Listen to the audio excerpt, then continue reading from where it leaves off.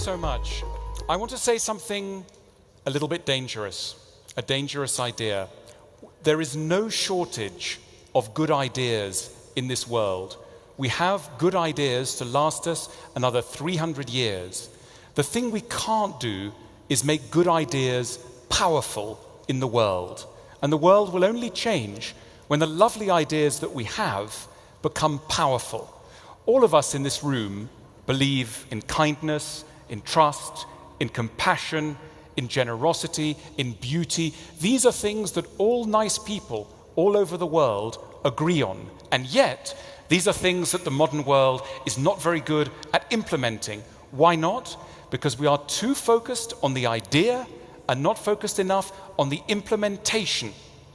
The world is too full of geniuses alone in their bedrooms. They sit in their bedrooms, they have wonderful ideas, and maybe they write a book and they hope to change the world through a book. I have bad news for anyone here, me included, who's written a book. The world does not change through books. A book cannot on its own change anything. The only way in which change comes is when people group together and start institutions. We are unfortunately in love with the idea of the lone genius who comes down from the mountain to tell us something we've never heard before and who will change the world. This isn't actually a good model. The model of the lone genius does not change the world. I think that the number one institution which will show us the way, and I am an atheist, but I'm a different sort of atheist to the atheist you heard this morning. The atheist you heard this morning was atheism 1.0. I'm atheism 2.0, okay? Now, what is atheism 2.0? Atheism 2.0 says, of course, God doesn't exist. But now what? What do we do with the fears, the longings, the anxieties, all the things that drove us to religion? They haven't disappeared simply because we've noticed some logical inconsistencies in the tale of the loaves and the fishes. The doubts and the dilemmas and the fears carry on. Religion has been the most powerful institution that has spread ideas through the world. And because I'm interested in ideas being powerful, I want to look at how religions educate us. If we talk all the time about education, there's only one machine in this world that has ever educated people really powerfully, and that's religions. I don't believe in the content of religions, but I'm very interested in the mechanism. Now, education is taken to be a very important thing. Everyone always talks, politicians, parents. Education will change us and save us. It's a beautiful idea. There's almost an idea there that religion is maybe no longer so powerful in the hearts of men and women, and education will take the place of it. You know, in Europe in the 19th century, in the middle of the 19th century, the number of people who believed in God went down very sharply. And people said, where are we going to get all the stuff that people used to get from religion? The meaning, the consolation, the sense of right and wrong, the sense of community. Where is this going to come from? In philosophy, in history, in literature, in theater, in poetry, there is everything there. There is consolation, there is meaning, there is a sense of community. It's all waiting for us. In other words, culture can replace scripture. That was the dream of the secularizing West in the 19th century, and it's because of that dream that we're here today. We are the heirs of that dream. People who believe that culture, coming here together, this is a church. It's a church but without God. And nevertheless, something has gone badly wrong with this dream, I believe. If you went to any university, any museum, any institution of higher culture in the modern world, and you said, look, I've come to study at Harvard or at Yale or the University of Oxford or in Mexico City, any great university, and you said, I've come to study culture. And they said, why? And you say, because I'm lost, because I'm scared, because I am mortal, because I don't know how to run a relationship, because I'm full of anguish. They would look at their watch and go, this person is really crazy. Please leave the office or I call the police. In other words, we are not allowed to bring the suffering heart to culture. We are not. If you went to a museum and you started crying in front of a Velázquez or a Kiefer or a Jasper Johns or a Mark Rothko, the guards would be getting you out.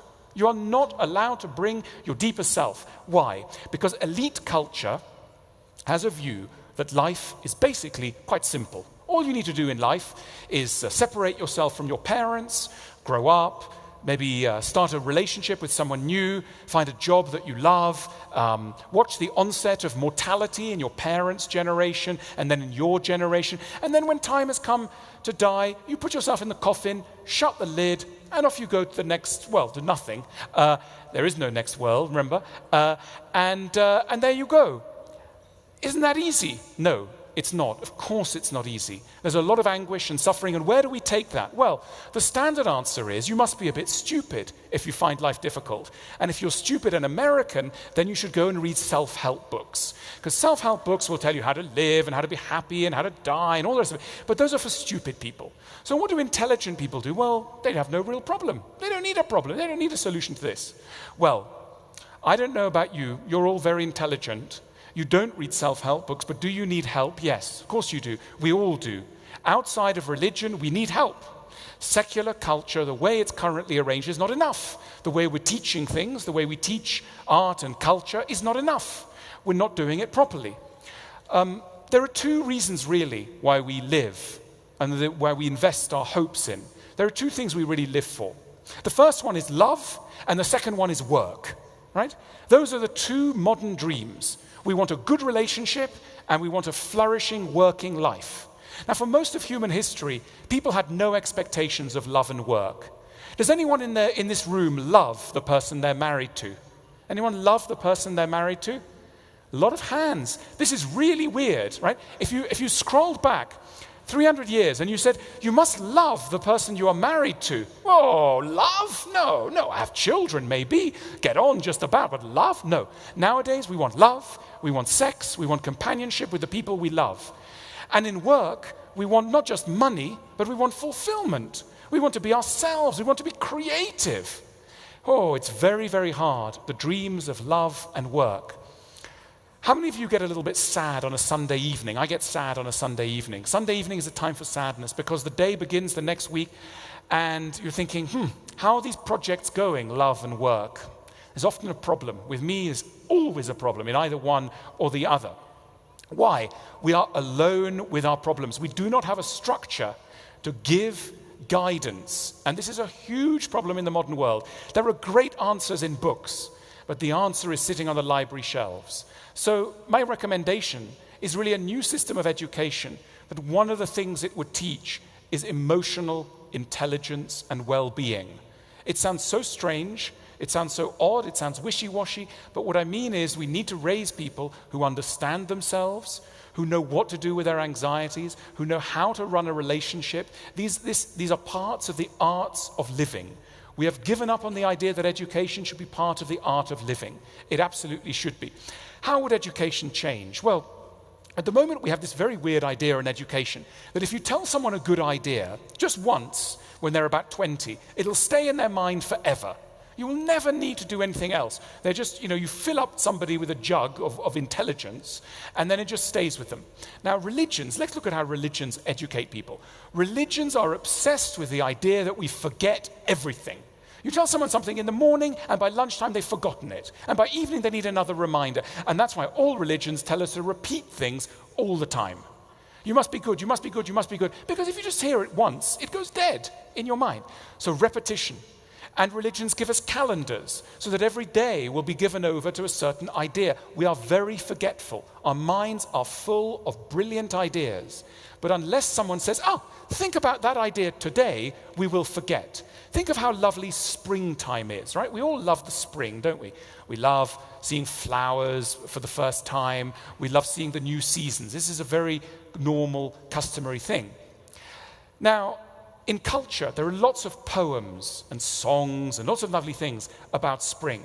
But the problem is, most of us don't really pay much attention to these when the time is there. If you are Jewish, once a year, there is something called the Festival of Birkat Hilahot, where a rabbi takes you and makes you say a prayer in a field looking at new flowers and new blossom on the trees. In other words, it doesn't leave your inner life to just you. The community is part of your inner life. Religions understood this.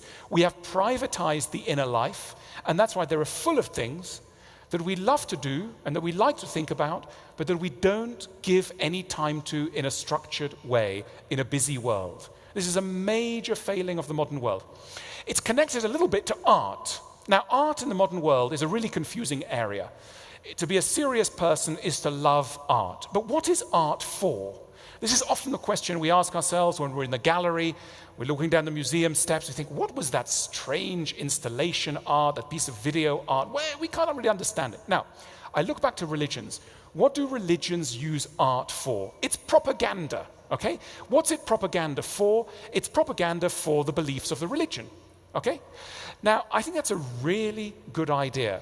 So you look in front of it, you look at a Rembrandt, and he's giving you a piece of propaganda on behalf of courage or virtue or feminine modesty or something, and it is essentially a giant program of advertising. What does advertising sell us now? Chocolate bars, sandals, radios, things we don't need, right? The most important things are not systematically addressed through any artistic process. And this is a desperate weakness of modern society.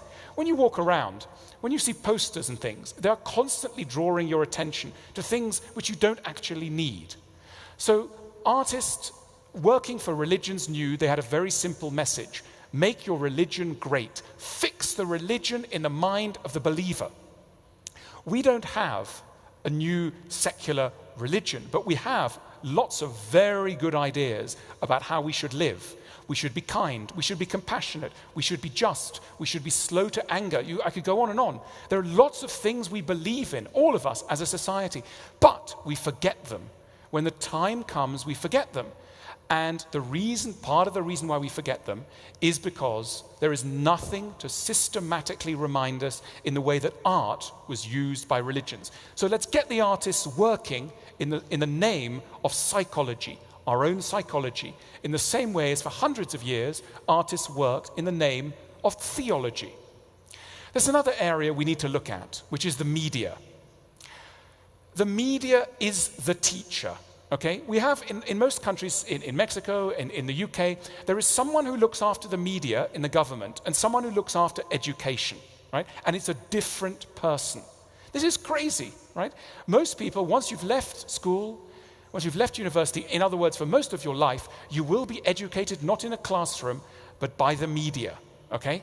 And when you want to start a revolution, where do you go? Do you drive your tank to the homes of the poets and the homes of the philosophers and the homes of the artists? No. You go first to the newspaper and then the television station. That's how you start a revolution. This is something that we really neglect. There are wonderfully powerful ideas out there, but we don't hear about them because they have none of the power of mass media. If ideas are to be powerful in the world, they must be harnessed to mass media. It's my dream one day to start a philosophical mass media station. It's not as crazy as it sounds, but we should do it. We should do it. Join me in doing it. We should do it. Plato famously said that the world would only be right when kings became philosophers or philosophers kings. What he was saying with that idea was something which resonates to this day. There is no point having the good ideas in this corner and the microphone and the megaphone and the screen on the other and no connection. If media is truly the most powerful thing, what have we done to surrender the minds of our children, the minds of the population at large, to a mechanism of transmission which is so obviously shallow? We need to get more serious about the ideas we put in other people's heads. It's a major responsibility. Then, of course, the criticism people will say is, but you can't make any money that way, right? Whenever I start to dream big dreams, people always say to me, but you can't make any money. Now listen, the way that you make money is to serve the needs of the human beings. There are two ways that you can serve a human being. You can either serve their desires or their needs. The desire for running shoes, for extra pizza that will make them sick, for a phone they don't really want, right? You can satisfy those desires and you can make some money. But the really big money is being able to sell things to people that they really need. okay? And this we are only just beginning. Capitalism is in its very infancy. We have learned nowadays how to sell people running shoes and pizzas. We do not know yet how properly to make businesses that will sell people the deepest things that they need. You know, one of the biggest businesses in the world today should be marriage therapy. Is everybody here in a happy relationship? Or has anyone here got any problems at all? Any problems? Yes, some hands are going up. Some people have some problems. Now, what do you need more? What do you think is more important? The problem that you haven't got any running shoes, or the problem that your relationship is not going well? Okay, let me answer that question for you. It's the relationship that's the problem, okay? But businesses haven't known how to harness this, okay? So it's my prediction that in 50 years, on the New York Stock Exchange, one of the largest organizations should and will be psychotherapy. At the moment, psychotherapy is a joke. It's run by strange people with odd accents from their bedrooms. This should not be the case. We should make the best ideas powerful, and that means harnessing them to the engines of capitalism, something we're only just beginning and learning to do. So let me sum up the way I think we need to change the world. One, we have the ideas already. Stop writing books on justice and freedom and truth. We know what justice and freedom and truth are, okay? We just don't know how to make them real. So we have a problem of transmission, not a problem of intellectual discovery. We've done the intellectual discovery. We need to make ideas powerful in the world. So we need to change the way people are educated. We need to change the curriculum. We need to understand that what people are suffering with are the problems that they are mortal, and that they have a very strong desire for communion with one other person in a romantic relationship, and this is very hard. And they want work which not only pays them money but fulfills their soul. This is very hard. We need to start systematically addressing this in the education system. We need to rearrange the way that art is structured. Let's get art out of the museum and into the street. The definition of art as something that lives in a museum is a dead one. Art is advertising for the most important ideas in the world. It currently isn't, but it should and can be. We need to remake the mass media, and we need to remake capitalism to serve not desires, but needs in a way that will be profitable.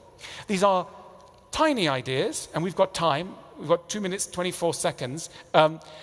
We will have time to address these. I want to direct your attention to the challenge before us, which is not just the discovery of the truth, but the challenge of making the truth effective in the world.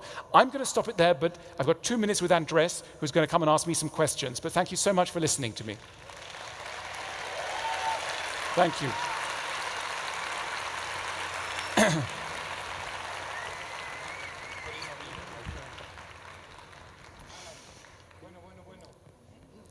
Your mic's gone dead. Speak into mine. Speak into mine. Hello.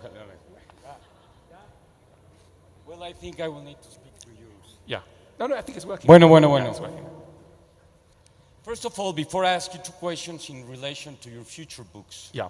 Well, he's writing a book now about secrets, and also he's writing an essay or a kind of a book about marriage. What could you tell us actually about the importance of secrets in marriage, within our relation with our spouses? Yeah, look, I'm just writing a piece here about secrets. And normally secrets are seen as a very bad thing. Why do people lie? Okay, imagine the typical situation. The wife has had an affair with her gym teacher.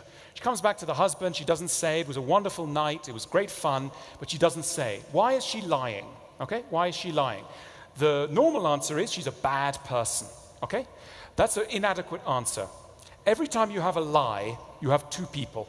You have the liar and the person who has set up the situation that they cannot accept the truth. And therefore they are being lied to. Okay? So it's very important whenever someone starts to lie. You see this with children. Don't set the bar of the truth so high that people need to start lying to you. Right? Let's not have an image of being a good person that is so demanding that most of us have to lie when we don't come up to it. It is a responsibility not just of the person who has transgressed, but also of the community around to understand our real nature so that there will be less lies. Lying is not just the problem of the liar, it's also the problem of the audience. Wow.